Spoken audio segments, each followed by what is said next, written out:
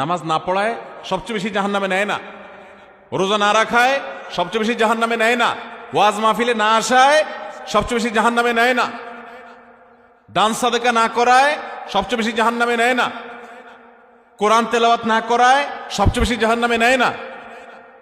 তাহলে কিসের সবচেয়ে বেশি জাহান্নামে নেয় মানুষকে? সুইলা রাসূলুল্লাহ সাল্লাল্লাহু আলাইহি সাল্লাম আন আকসারি মা ইউদখিলুন নাস আন-নার, মানুষকে সবচেয়ে বেশি জাহান্নামে নেয় কোন জিনিসে জিজ্ঞাসা করা হয়েছে। নবীজি বলেছেন দুই জিনিসে, আল ফামু ওয়াল ফারাজ, মানুষের জিহ্বা, মুখ এবং লজ্জাস্থান, এই দুইটা অঙ্গ মানুষকে সবচেয়ে বেশি জাহান্নামে নিয়ে যায়। সবচেয়ে বেশি জাহান্নামে নিবে এই দুইটা অঙ্গ। নামাজ পড়ে, দাঁড়িয়েও আছে, কিন্তু ফেসবুকে তলে তলে জেনা করে, চ্যাট করে, এটা তো জেনা।